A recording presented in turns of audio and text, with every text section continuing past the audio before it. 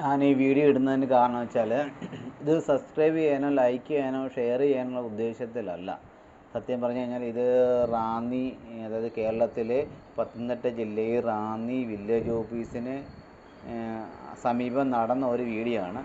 ഒരു വ്യക്തി അത് രാവിലെ തൊട്ട് ഞങ്ങളുടെ കടകളും അപ്പുറത്തെ കടകളും എല്ലാം തൊഴുത് പിടിച്ച് നിൽക്കുകയായിരുന്നു. അപ്പോൾ ഈ പുള്ളിക്കാരൻ ഇങ്ങനെ തൊഴുത് പിടിച്ച് നിൽക്കുന്നത് കൊണ്ട് വന്നുകൊണ്ട് ഈ പുള്ളിക്കാരനെ കണ്ടു കഴിഞ്ഞാൽ ഒരു മദ്യപാനി അല്ലെങ്കിൽ മറ്റെന്തെങ്കിലും ഒരു പ്രോബ്ലം ഉള്ള ഒരു വ്യക്തിയാണെന്ന് തോന്നിയുകൊണ്ട് ഞാനടക്കമുള്ള കുറച്ച് ആൾക്കാർ സഹായമൊന്നും ചെയ്തില്ല. പക്ഷെ ചില ആൾക്കാർ 10 രൂപ 20 രൂപയ്ക്ക് കൊടുത്തു. പുള്ളി അത് വേണ്ട എന്നാണ് പറഞ്ഞത്. കഴിക്കാനുള്ള ലഘുഭക്ഷണമൊക്കെ ചില ആൾക്കാർ ഓഫർ ചെയ്തിട്ടും പുള്ളിക്ക് അത് വേണ്ടായിരുന്നു. അപ്പോൾ പിന്നെ ഇങ്ങനെ തൊഴുത് പിടിച്ച് നിൽക്കുമ്പം പുള്ളിക്ക് എന്തോ മാനസിക പ്രോബ്ലം ഉള്ളതുകൊണ്ടാണെന്ന് വിചാരിച്ച് ഞങ്ങളങ്ങ് വിട്ടു. പിന്നെ ആ കാണുന്ന ഒരു അച്ചായനുണ്ട് പച്ചയുടുപ്പിട്ടത്, അദ്ദേഹം വന്നത് ഏകദേശം സന്ധ്യാസമയം കഴിഞ്ഞിട്ടാണ്. ഒരു 7:30 ആയിട്ടുണ്ടാവും. അദ്ദേഹം വന്നു കഴിഞ്ഞതിന് ശേഷം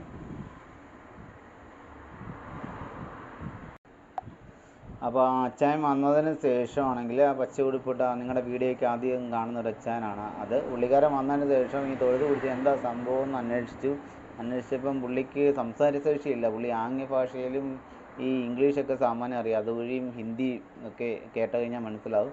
അതനുസരിച്ച് പുള്ളി എഴുതി കാണിച്ചു. അതനുസരിച്ച് പുള്ളി പറഞ്ഞത് മുംബൈ ധാരാവിയിൽ നിന്ന് പുള്ളിക്കാരൻ വന്നതാണ്. ഒരു സുഹൃത്ത് പരിചയപ്പെട്ടു. അപ്പം പുള്ളി ബസ് ട്രിവാൻഡ്രത്തേക്ക് ടിക്കറ്റ് എടുത്തു. അത് കഴിഞ്ഞ് പുള്ളിയുടെ കുറേ പൈസ ഉണ്ടായിരുന്നു, ഇപ്പോൾ ആ പൈസ ഇല്ല. അപ്പോൾ അത് കഴിഞ്ഞിട്ട് റാന്നിലേക്ക് ഇറക്കി വിട്ടു. പുള്ളിയുടെ നിന്ന് പൈസ ചിലപ്പം കൊണ്ടുവന്ന വ്യക്തി അത് എടുത്താണോ അതോ എന്താണെന്ന് സംഭവം എന്നറിയത്തില്ല. അപ്പോൾ അവിടേക്ക് പോകണം. അതിന് എനിക്ക് പൈസ ആവശ്യമില്ല. എനിക്ക് വേണ്ടത് ഒരു ടിക്കറ്റാണ്. അത് ട്രെയിനിൽ കയറാനാണെങ്കിൽ പേടിയായതുകൊണ്ട് എനിക്ക് ട്രിവാൻഡ്രത്ത് നിന്ന് ഒരു ബസ് ടിക്കറ്റ് എടുത്ത് തരണം. അപ്പം നെറ്റ് നോക്കിയപ്പോൾ ഒന്നും അത് കാണുന്നില്ല.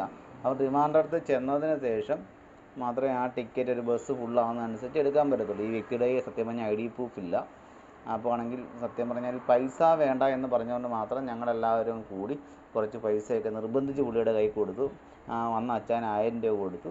അപ്പം ഞാൻ ആദ്യം സഹായിക്കാനൊരു താല്പര്യമില്ലെങ്കിൽ ഈ സംഭവങ്ങളൊക്കെ അറിഞ്ഞപ്പോൾ ഏകദേശം പുള്ളി മദ്യപിച്ചിട്ടും ഇല്ലായിരുന്നുകൊണ്ട് എനിക്ക് പറ്റുന്ന ഒരു ചെറിയ സംഖ്യ ഞാൻ കൊടുത്തു. ബാക്കിയുള്ള കടക്കാരൊക്കെ വളരെ നന്നായിട്ട് പുള്ളിയെ സഹായിച്ചു. അങ്ങനെ ഏകദേശം ഒരു നല്ല എമൗണ്ട് പുള്ളിയുടെ കൊടുത്തു.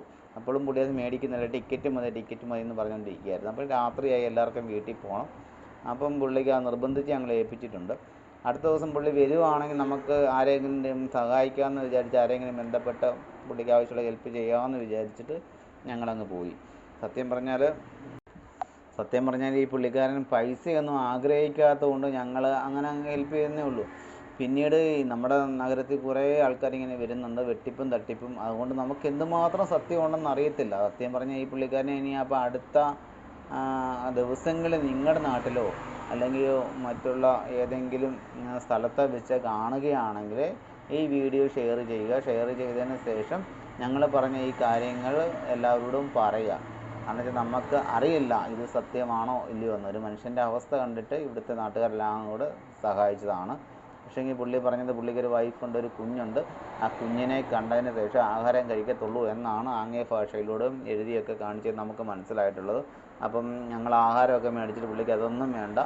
പിന്നെ ഞങ്ങൾ വെള്ളം മേടിച്ച് കൊടുത്തു. ആ വെള്ളം കുടിച്ചു. ബാക്കി വെള്ളം പുള്ളി കൊണ്ടുപോയിട്ടുണ്ട്. പുള്ളിക്ക് പൈസ ആവശ്യമില്ലായിരുന്നു. പുള്ളിക്ക് വേണ്ടത് ടിക്കറ്റായിരുന്നു. അപ്പം ടിക്കറ്റ് എടുക്കാൻ നിവൃത്തിയില്ലാത്തതുകൊണ്ട് ഞങ്ങൾ അങ്ങനെ പൈസ നിർബന്ധിച്ച് കൊടുത്തിട്ടുണ്ട്. ഇനി ആ പൈസ രാത്രിയിൽ ആരെങ്കിലും എടുത്തുകൊണ്ട് പോയിട്ടുണ്ടോ എന്നറിയത്തില്ല. അടുത്ത ദിവസം പുള്ളിയെ ഇവിടെ നിന്നും കാണാനുമില്ല. അപ്പോൾ ഈ വ്യക്തിയെ കാണുവാണെങ്കിൽ ഈ പുള്ളിക്കാരൻ പറയുന്നത് സത്യമാണെന്ന് നമുക്ക് എന്തെങ്കിലും ഡിപ്പാർട്ട്മെൻറ്റ് അന്വേഷിച്ചിട്ട് ബോധ്യമാവുകയാണെങ്കിൽ ആ പുള്ളിയെ കൃത്യസ്ഥലത്ത് പുള്ളിയുടെ താമസ സ്ഥലത്ത് എത്തിക്കാനുള്ള നടപടി സ്വീകരിക്കുക. എന്തെങ്കിലും പുള്ളി പറയുന്നതിൽ എന്തെങ്കിലും വ്യത്യാസമോ അല്ലെങ്കിൽ എന്തെങ്കിലും കള്ളത്തരം ഉണ്ടെങ്കിൽ അതിനെപ്പറ്റി അന്വേഷിച്ച് അതിന് നടപടി സ്വീകരിക്കുക. നമ്മൾ ഈ പുള്ളിയെ സഹായിക്കാനൊന്നും പറയുന്നില്ല. പക്ഷേ നിയമപരമായിട്ട് നമുക്കതിന് പുറകെ നടക്കാൻ പറ്റത്തില്ല. സത്യമാണെങ്കിൽ സഹായിക്കുക, അല്ലെങ്കിൽ നിയമപരമായിട്ട് മുന്നോട്ട് പോവുക. അപ്പോൾ എല്ലാവരും ഈ വീഡിയോയുടെ സത്യങ്ങൾ എന്താണെന്ന് മനസ്സിലാക്കുക, അല്ലെങ്കിൽ അതിനനുസരിച്ചുള്ള നടപടി എടുക്കുക. സത്യമാണെങ്കിൽ ഈ പുള്ളിയെ രക്ഷിക്കുക. കാരണം വെച്ചാൽ ഒരു കുടുംബത്തിൻ്റെ ആവശ്യമാണ്. കള്ളത്തരമാണെങ്കിൽ നമുക്ക് ശിക്ഷിക്കേണ്ടി വരും. കാരണം വെച്ചാൽ ഇതൊക്കെ സമൂഹത്തിൽ നമുക്ക് പല പ്രാവശ്യം നടക്കുന്ന ഒരു പാഠങ്ങളാണ്.